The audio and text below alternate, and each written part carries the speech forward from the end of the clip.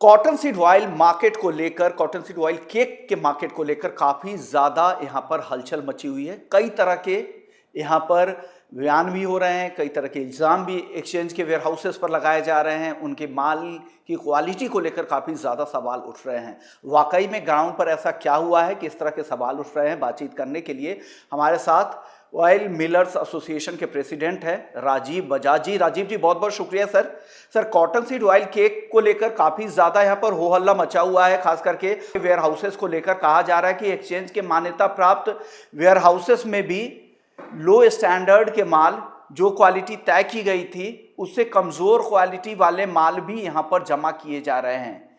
क्या वाकई ऐसा हो रहा है?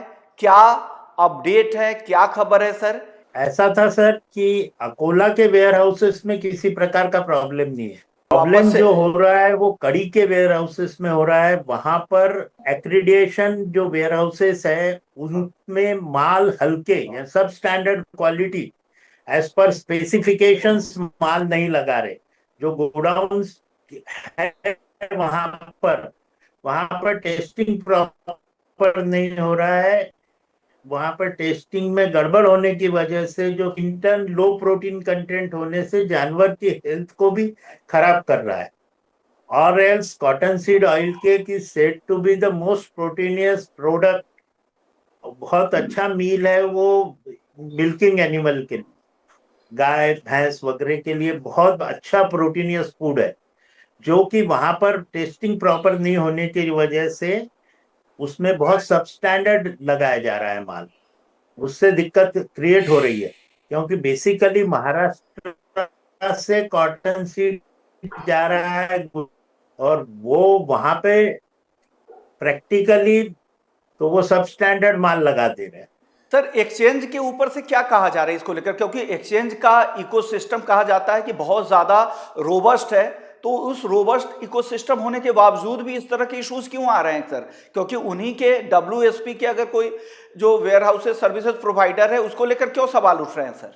के लिए गोडाउन में माल रहने से उनको भाड़ा मिलता है कि वो अपने सेल्फ इंटरेस्ट की वजह से NABCL एक्रीडेटेड जो लेबोरेटरीज है उससे टेस्टिंग नहीं करा रही। वो अपने लोकल लेबोरेटरीज से टेस्ट करा ले रही। उसमें मिसगाइडिंग रिजल्ट्स आ जा रहे also. Okay, so down the line cotton seed oil के जो बिजनेस है उसमें भी डाउन द लाइन उसमें खराबी आएगी। उसमें people will be diverted from that trade and business. Okay, तो सर कौन से ऐसे लैब है जो इस तरह के फॉल्स रिपोर्ट बनाकर दे रही हैं और उसके बेसिस पर यहाँ पर माल गोदाम में जमा किया जा रहा है? प्राइवेट वाले लैब्स है ना, उसमें टेस्टिंग हो जा रहा है। सर, ये सवाल, मेरा एक सवाल ये भी था, क्या एक्सचेंज को आप लोगों ने लिखा है एक एसोसिएशन के तौर पर कि जिस तरह के इशू हो रहा है, अगर उनके वेयर हाउसेस में अगर ऐसे माल, अगर लो क्वालिटी के माल जमा हो रहे हैं तो आप हाँ लोगों हाँ, ने एक्सचेंज को लिखा है। उनका क्या जवाब है इस मुद्दे पे? उनका क्या जवाब है? वो कुछ नहीं, खातुर मातुर जवाब दे देते, गोलमाल बोल के उसको टाइम पास कर देते उन लोग। अब okay we will discuss it with someone else, we will get you back, बस ऐसे उसमें कर देते। हमको okay, seriously we are following up them from last 2 year. ये सेकंड थर्ड ईयर है कॉन्सिक्यूटिव ईयर जो कड़ी में सब स्टैंडर्ड माल डिपॉजिट हो रहा है।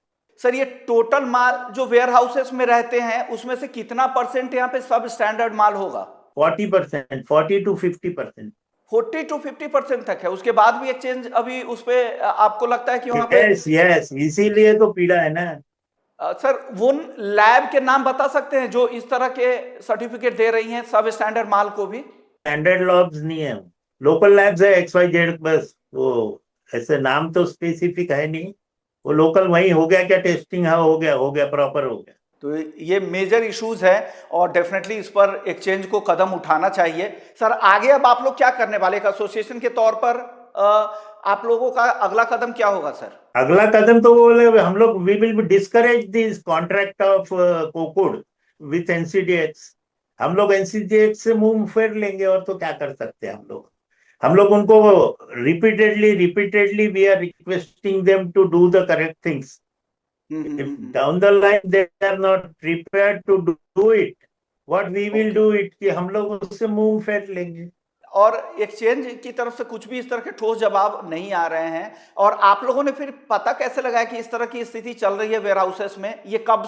ये इसका पता शुरुआत में कब लगा सर?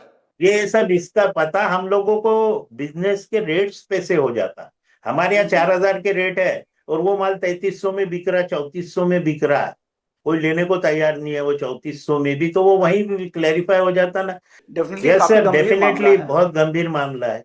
और उम्मीद करते हैं कि एक्सचेंज के साथ साथ यहाँ पर सेबी भी इस पर कुछ ठोस कदम उठाए और रेगुलेटर की तरफ से भी ठोस कदम उठाए जाने चाहिए। शुक्रिया करेंगे आपका राजीव जी, आपने वक्त निकाला और ये गंभीर मामले को आप लोगों ने उठाया और इस मामले को हम आगे भी उठाएंगे और इस मामले को एक्सचेंज और रेगुलेटर तक जरूर पहुंचाएंगे। बहुत बहुत शुक्रिया सर।